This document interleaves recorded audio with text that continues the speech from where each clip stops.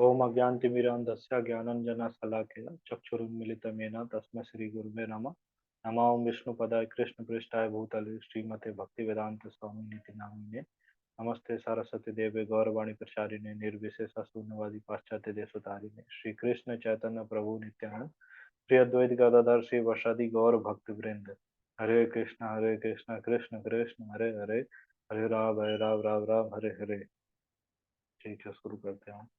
हाँ, जैसे जैसे अवतार होते हैं जो उनको 6 टाइप्स में बांटा गया है ऐसे। This is the conclusion of वैदिक लिटरेचर। तो ऐसे 6 टाइप्स है वो आज हम देख रहे हैं। जैसे सबसे थोड़ा सा प्रभु उसको नीचे कर लीजिए। ये नीचे जो है ना पुरुष अवतार, वहां पर आ जाइए। हाँ, जैसे है ना ये, और नीचे आ जाइए, नीचे साइड। नीचे और दिए ना प्रभु, साक्तावेश और। हाँ, जूम हो के मतलब नीचे नहीं आ पा रहे। जी यही ठीक है, पोर्शन। चलेगा। हाँ हाँ, यही सब। इससे नीचे। नहीं हो रहा क्या? जी इससे नीचे। हाँ हाँ, थोड़ा सा और आई थिंक नीचे होगा ना, कि ओके। लास्ट है ये है ना, देखिए। ये नहीं, लास्ट वाला पूरा पोर्शन चाहिए, पुरुष अवतार से नीचे का। तो ऐसे मतलब वैदिक लिटरेचर में बताया जाता है कि ऐसे 3 टाइप्स ऑफ विष्णु भगवान होते हैं। जैसे हम नॉर्मल सुनते हैं ना विष्णु भगवान, बस ऐसा कुछ नहीं जानते उनके बारे में, बट वैदिक लिटरेचर में से क्लियरली मेंशन है। जैसे संकर्षण से एक्सपांसन होता है कि महाविष्णु का, है ना। महाविष्णु का दूसरा नाम क्या है? फिर कारणोदक्षाय विष्णु, वो कारण ओशियन में रहते हैं। फिर उनसे एक्सपांसन होता है गर्भोदक्षाय विष्णु का। फिर उससे उनसे एक्सपांसन होता है क्षीरोदक्षाय विष्णु का, जिनको हम परमात्मा बोलते हैं। ऐसे ही इन इसे कंबाइंड जो 3 पुरुष है, इनको भगवान विष्णु के, तो इनको बोलते हैं पुरुष अवतार। ये भगवान के पुरुष अवतार है। फिर इस तरह से अलग होते हैं लीला अवतार, गुण अवतार, आवेश अवतार एंड मनवंतर अवतार, युग अवतार। इस तरह से अलग चलता है साइकिल। जैसे लीला अवतार होते हैं, जैसे जिसमें भगवान के स्पेसिफिक पास टाइम्स आते हैं, जैसे राम जी हैं। या और देखेंगे, आ, नरसिंह देव भगवान का होता है अवतार। तो ये सब लीला अवतार के अंदर आते हैं। मत्स्य अवतार। इस तरह से ऐसे ये श्रीमद् भागवतम है, जिसका दूसरा नाम भगवत पुराण भी है। जो जैसे हमारे टोटल 18 पुराण है, तो उसमें से जो 18वें नंबर का पुराण है, लास्ट पुराण, तो वो है श्रीमद् भागवतम भगवत पुराण। तो उसमें ऐसे 25 टाइप्स, 25 भगवान के लीला अवतार ऐसे दिए हैं। फिर होते हैं गुण अवतार। गुण अवतार होते हैं ब्रह्मा विष्णु और महेश, जो हम सुनते हैं ना, त्रिदेव, ऐसा सुनते हैं। तो ये गुण अवतार अवतार के अंदर आते हैं। अब जैसे प्रकृति बटी डिवीजन है 3 मोड्स में। प्रकृति के 3 गुण, ये भगवत गीता में हम आगे पढ़ेंगे, 14 चैप्टर है। 3 गुण कौन कौन से होते हैं? सतोगुण, रजोगुण और तमोगुण। थॉमस को। हाँ, तो ऐसे अब 3 गुण है तो उनके कोई हेड चाहिए होगा, तो इसलिए ऐसे डिवीजन कर दिया गया। विष्णु भगवान को दे दिया गया सतोगुण का। ये जो इधर पास मेंशन हो रहे हैं ना गुण अवतार में, विष्णु भगवान वो ऐसे क्षीरोदक्षाय विष्णु है।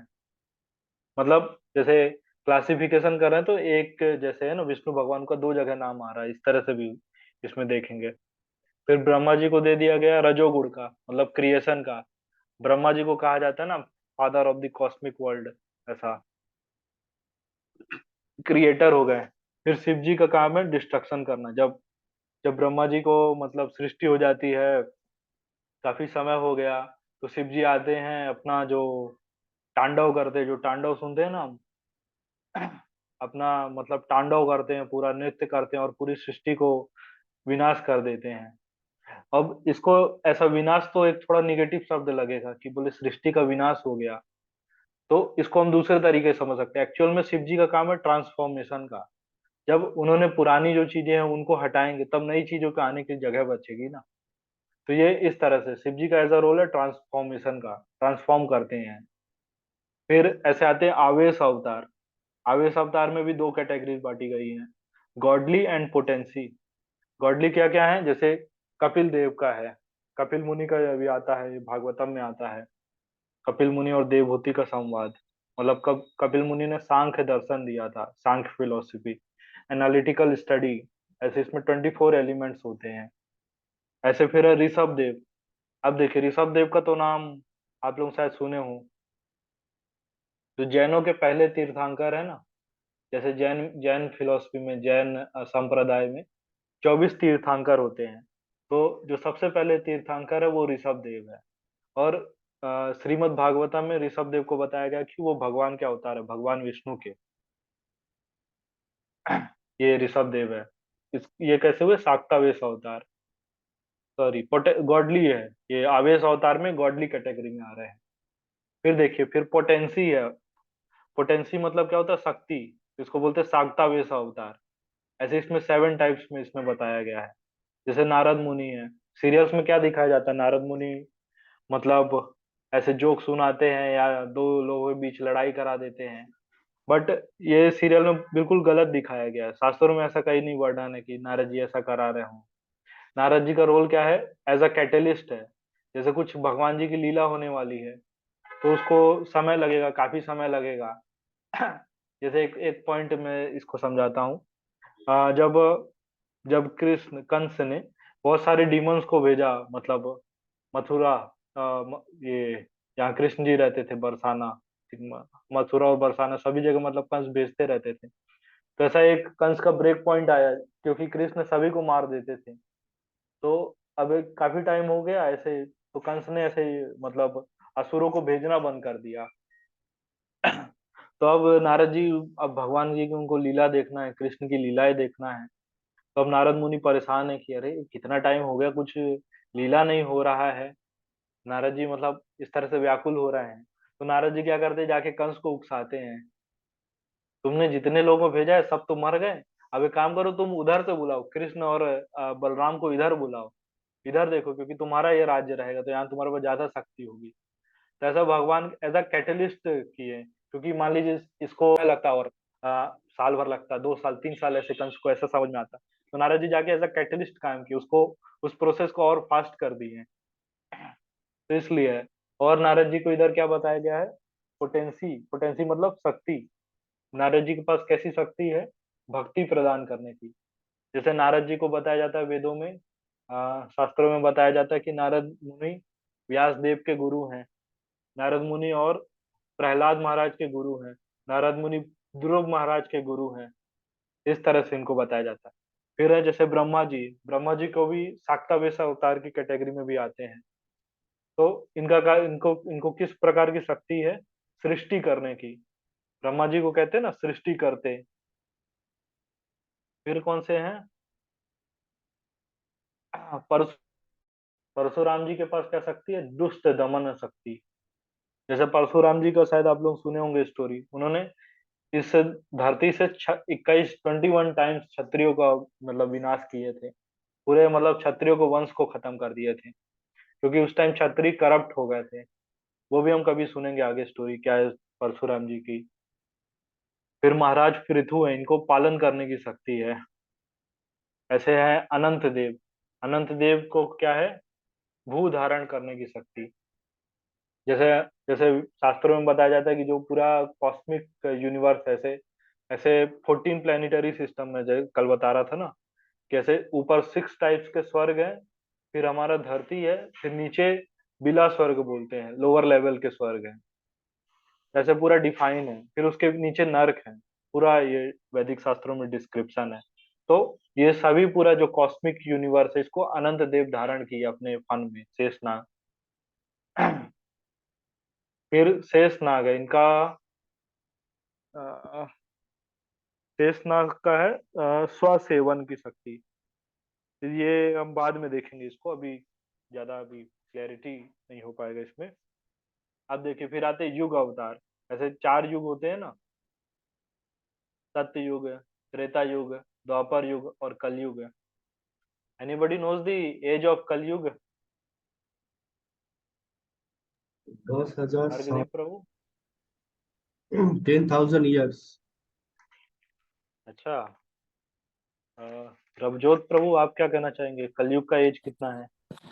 नहीं सर, मैं एक्चुअली बहुत अलग अलग आंसर सुना हूँ इसके ऊपर, कलयुग के एज पे डिफरेंट डिफरेंट आंसर सुना हूँ। अभी तो थोड़े दिन पहले मैं एक देख रहा था, उसमें बताए थे लेटेस्ट क्या कि सुना? मतलब एक देखा हूँ कि एक में बताए थे 10,000 ईयर्स अभी गुजरे हैं। ठीक है, कोई बोल रहा है हाँ। 4 लाख ईयर्स हैं टोटल। तो मुझे अच्छा, एक्चुअली प्रॉपर आंसर का पता नहीं है। ठीक है, हम दे देते हैं। कलयुग का जी एक्चुअल सर। एज है 4,32,000 साल। अच्छा सर। और उसमें से अभी 5,000 साल, 5,126 कुछ साल अभी बीते हैं। अच्छा जी। हम्म। अब देखिए, कलयुग का तो हुआ ना एज। अब बताइए, द्वापर युग का कितना एज होगा? हम्म, इसका ट्वाइस सबसे डबल कर लीजिए इसको। अच्छा 8 लाख प्लस। हाँ, 8,64,000। ओके, मतलब एग्जैक्टली डबल है। हाँ। अब इसका 3 टाइम्स होता है त्रेता युग। अच्छा। और इसका फिर 4 टाइम्स होता है सतयुग। ओके, मतलब सबसे छोटा कलयुग है। सबसे छोटा कलयुग है, सिर्फ 4,32,000 साल का, जिसमें अभी सिर्फ 5,000 कुछ साल बीते हैं। कलयुग अपने बचपन में है इसका मतलब। हाँ, अभी ये ट्रांजिशन फेस में चल रहा है। अच्छा। इसलिए अभी थोड़ा थोड़ा धर्म में ये सब चीजें दिखती हैं। जी सर। हम लोग दिख जाते हैं भगवत गीता डिस्ट्रीब्यूट करते। जी सर। अभी भी अभी भी रेयर हो गया है ये चीज। धीरे हाँ, धीरे क्योंकि आगे क्या खत्म होगा होते जा पता रहा है नहीं। ना। जी आप सर। अपने मतलब पेरेंट की जनरेशन में देखिए, उन लोग कितने धार्मिक थे, पूजा पाठ वो सब था। बट लेकिन जी करेंट सर। जनरेशन में देखिए अभी कम हो गया है। बहुत बहुत ज्यादा डिफरेंस है सर, मेरे पेरेंट्स को देखूं और पेरेंट्स के फ्रेंड्स को देखूं हाँ। और मेरे फ्रेंड्स को देखूं। हम्म। क्योंकि जी सर। धर्म का ऐसे खत्म हो रहा है ना धीरे धीरे।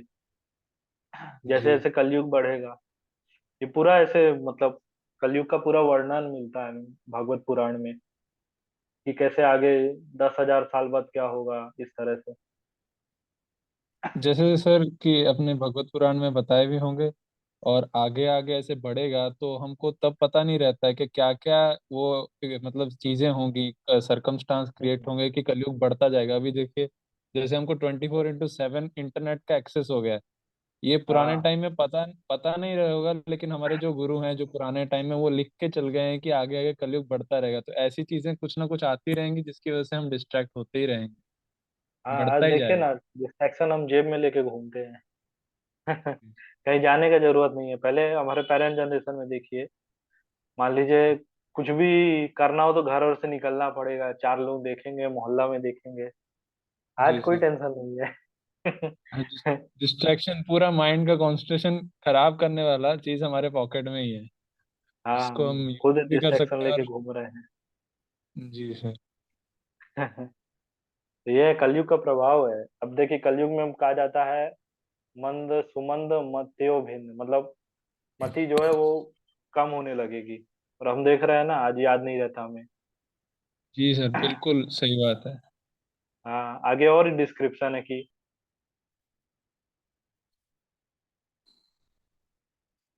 सर आपका ऑडियो नहीं आ रहा।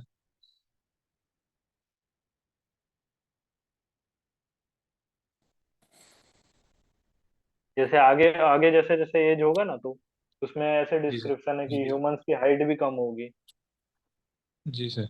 हाँ, पूरा मतलब स्पेसिफिक वर्णन है, कभी हम पढ़ेंगे। जी सर, जैसे अभी मैं एक सिख हूँ, ठीक है, मैं गुरु ग्रंथ साहिब जी को फॉलो करता हूँ।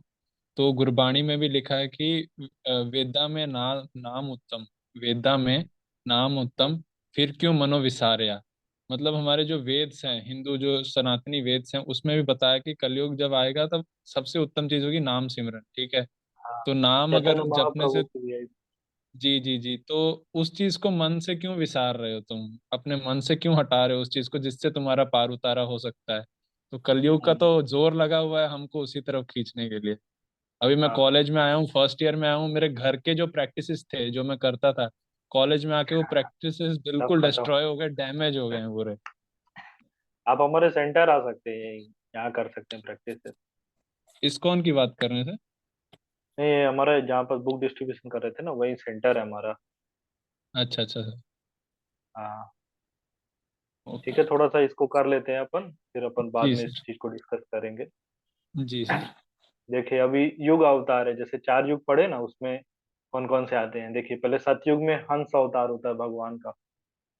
जी मतलब ऐसे, ये अब अभी क्लियर नहीं होगा, इसको हम बाद में देखेंगे, अभी बस सुन लीजिए इसको। फिर त्रेता युग में होता है यज्ञ अवतार। मतलब त्रेता त्रेता युग में क्या होता है, यज्ञ ज्यादा किए जाते हैं। सतयुग में क्या होता है, मेडिटेशन करने का ज्यादा था, तपस्या करते थे। जैसे सुनेंगे ना, जी रावण ने कितनी तपस्या की, हिरण्यकश्यप है उन्होंने तपस्या की, और जी भी सेजेस सब तपस्या करते थे हजारों हजारों साल। जी जी। आई थिंक हिरण्यकश्यप का 80,000 ईयर्स उसने, मतलब ऐसे एक टांग पे ऐसे लेके ऐसे खड़े हुए थे। 80,000 ईयर्स। हाँ, क्योंकि कलयुग में एज भी ज्यादा होता था ना। जी जी जी। इस तरह से तपस्या का उस टाइम टाइम था।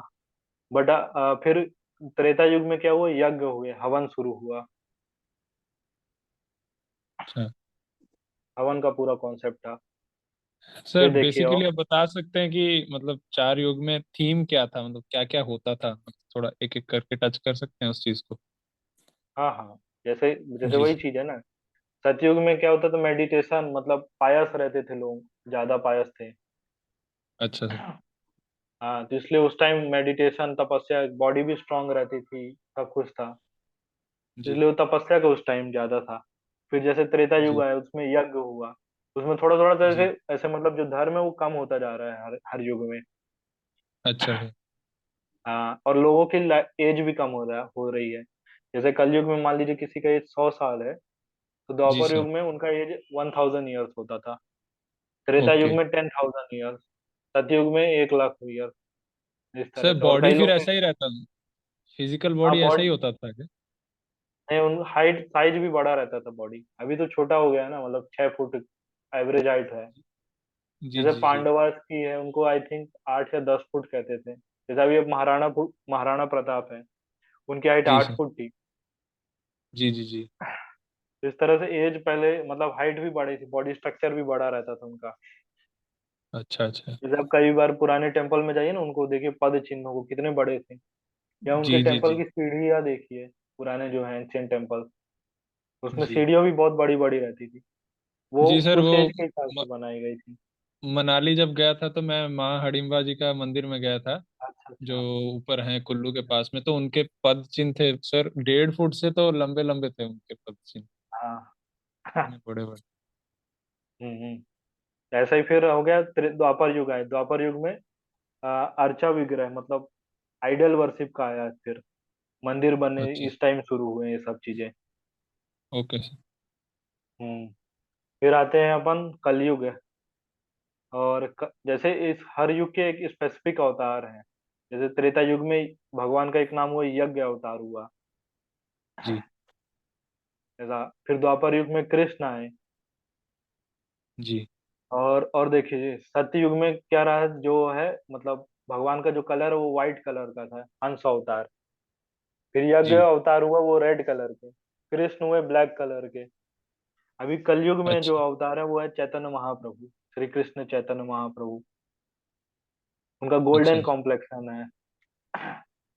अच्छा सर, अभी फाइव जिनका हंड्रेड चैतन्य महाप्रभु, मतलब जिनका हम बुक्स वगैरह पढ़ते हैं अभी, वो उनकी बात आप कर रहे हैं एक्चुअली? नहीं नहीं, वो हम अभी जो है वो इस्कॉन फाउंडर आचार्य श्रीला प्रभुपाद है। उन्होंने जो अच्छा पूरा सर। ये वैदिक कल्चर इसको ट्रांसलेट किया इंग्लिश में। Okay sir. मतलब उन्होंने जैसे अमेरिका जाके वहां से मूवमेंट स्टार्ट किया था, कृष्णा जी सर। कॉन्शियस। जी जी बट जी। ये चैतन्य महाप्रभु 500 ईयर्स पहले आए थे। अच्छा ओके, मतलब कलयुग के वो अवतार माना जाता है उनको। हाँ, अवतार है वो। ठीक है सर। उनका गोल्डन कॉम्प्लेक्शन था चैतन्य महाप्रभु। ऐसे बहुत सारे ओके सर। शास्त्रों में उनका मेंशन है चैतन्य महाप्रभु का। मतलब बंगाल में है, मायापुर जगह है, उधर पास हुआ था नवद्वीप में। Okay sir. Hmm sir Ram ji को भी अवतार माना जाता था क्या? रामचंद्र जी ये लीला अवतार में आते हैं। वो तो उनके टाइम में कौन सा युग चल रहा था? वो त्रेता युग में थे ना रामचंद्र जी। Okay sir.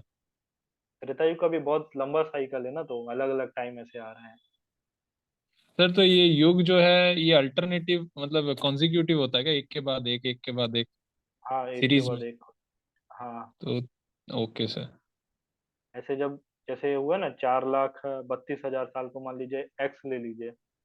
जी फिर सर। द्वापर युग हुआ, वो 2 टाइम्स हुआ, 2x। त्रेता युग 3x। सतयुग हुआ जी सर। 4x। अब जी टोटल सर। करेंगे तो कितना आएगा? 1 2 3 4। मतलब वो तो बढ़ते बढ़ते जाएंगे तो। 10 10 होगा ना टोटल। ये sir one total plus 10 two हो प्लस जाएगा। थ्री प्लस फोर 10 हुआ ना। जी सर। अब 10 इंटू करेंगे 4,32,000। कितना हो गया? जी सर। 43,20,000। ये सर। अब जैसे 1,000 साइकिल चलते हैं तो वो होता है ब्रह्मा जी का एक दिन। Okay sir. हाँ, ये है कॉस्मिक कैलकुलेशन। ओके। फिर ऐसे ही फिर होते हैं मनवंतर अवतार। ऐसे ब्रह्मा जी का जैसे एक दिन हुआ ना, जी। तो उसमें ब्रह्मा जी ऐसे डिवाइड करते हैं, 14 मनु को अलॉट करते हैं। और ओके। ऐसे इसको जो चार युग हुए ना, इसको बोलते हैं चतुर्युग या महायुग भी बोलते हैं।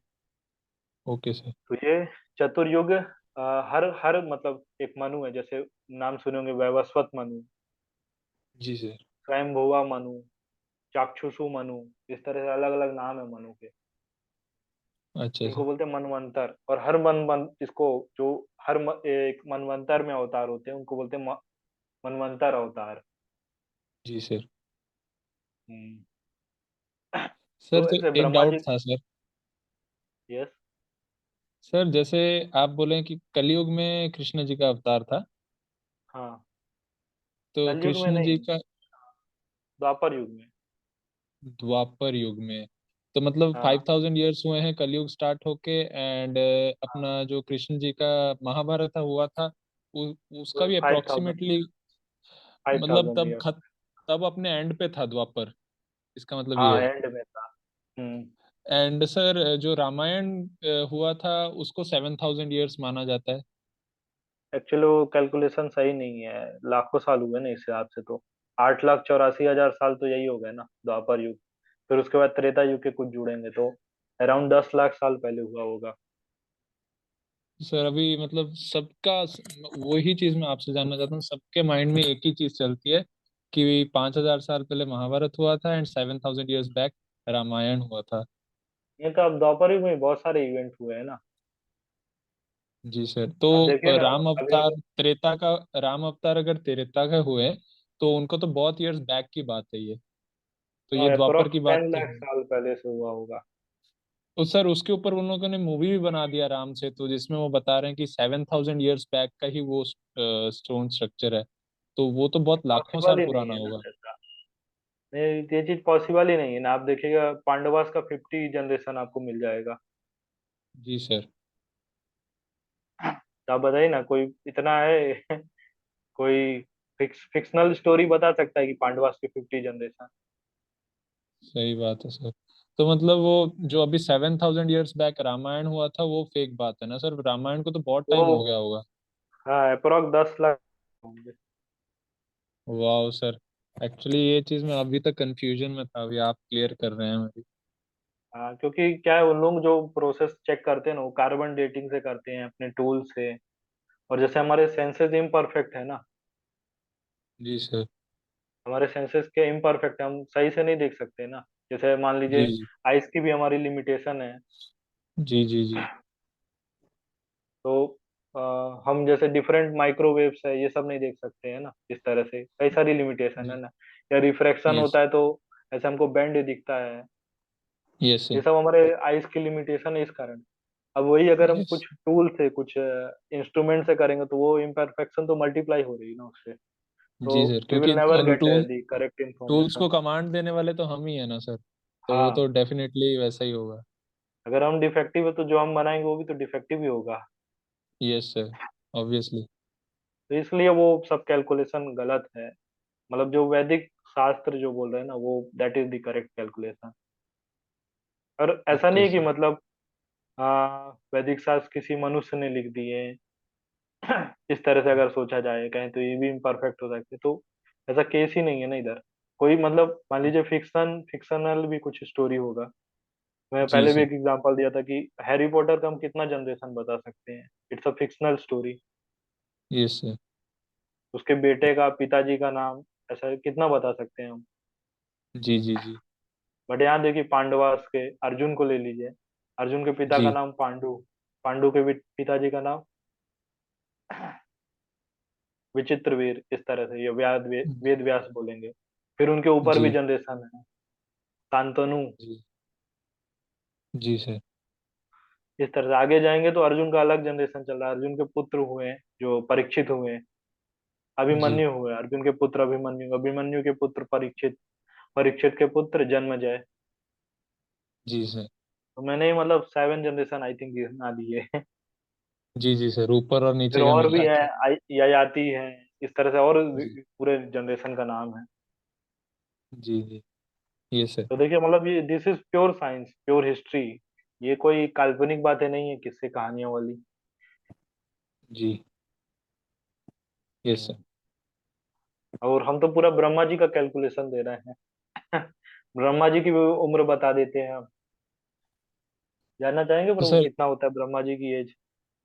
कितना sir? 311 trillion and 40 billion years, according to human years. 311 trillion and 40 billion years.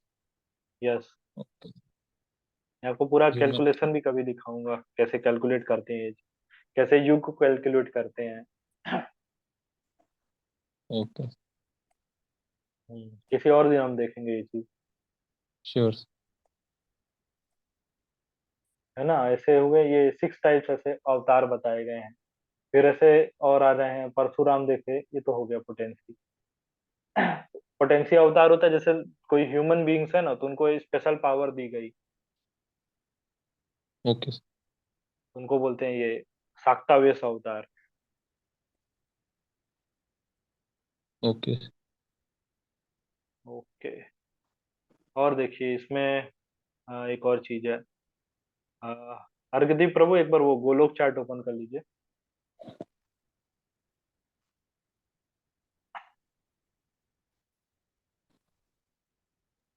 प्रभु जी ये इसके अलावा एक और चार्ट भेजा था ना, पीडीएफ।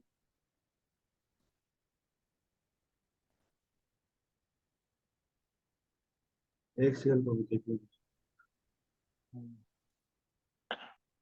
तो ये देखिए प्रभु की कितना डेप्थ में है फिलोसफी हमारा। जी sir. Everything is crystal clear.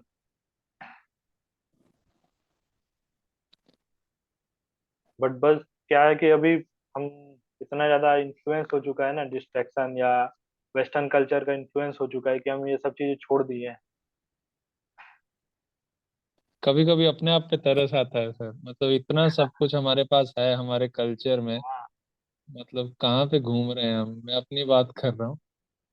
क्या चल रहा है? प्रभु जी आपने एक ही पीडीएफ भेजा है। नहीं, ये फोटो के अलावा एक और पीडीएफ था ना, वही वाला गोलोक चार्ट ऐसा कुछ लिखा होगा। अ, मैंने जो स्क्रीन शेयर की है वो वाला नहीं। ये आपने फोटो है ना ये इसमें। वो सॉरी सॉरी ये स्क्रीन है। ओके मैं अभी करता हूँ। हाँ।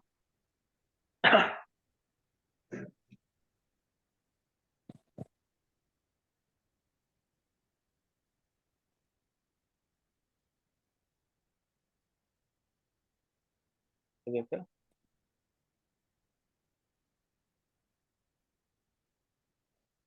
सर और एक, जैसे भगवान का सरगुण और निर्गुण स्वरूप माना जाता है, हम्म। तो मतलब ओमनी प्रेजेंट जो हो गए वो मुझे लगता है जैसे सरगुण है, तो निर्गुण स्वरूप और ये सरगुण के स्वरूप में क्या ये डिफरेंस रहता ओमनी है? ओमनी प्रेजेंस जो बात हो रहा है ना, ये परमात्मा का है।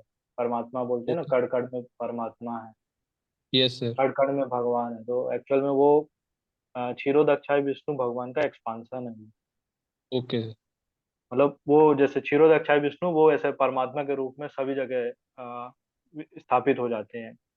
और हम भी ओके। कभी कभार फील कर लेते हैं ना परमात्मा को। जी जी जी। कैसे फील करते हैं हम? आपने किया कभी? सर मेरे बहुत डिफरेंट डिफरेंट एक्सपीरियंसेस हैं। अच्छा। जी सर। जैसे परमात्मा को हमारे इंट्यूशन है, जो हमें अंदर से आवाज आता है ना कि या कुछ गलत करने जाते हैं, तो जी सर जी। वो डेवलप वो होने के लिए टाइम परमात्मा का लगता है आवाज बट। होता है। जी वो सर पर वो मेडिटेशन से होता है, जितना ज्यादा हमारा यस सर। मेडिटेशन के कारण मतलब मन शांत होगा, उतना ज्यादा हम अपने अंदर की आवाज सुन पाएंगे।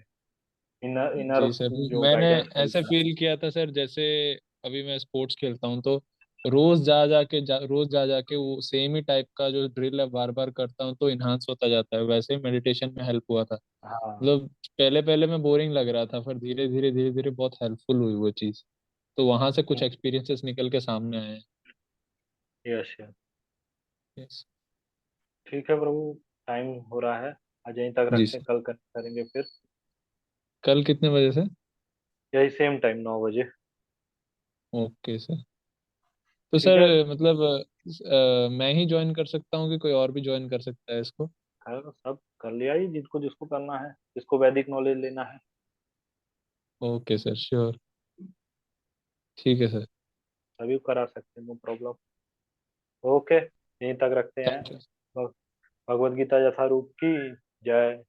शिला प्रभुपाद की जय। जय। जय। हरे कृष्णा, गुड नाइट। हरे कृष्णा सर, गुड नाइट।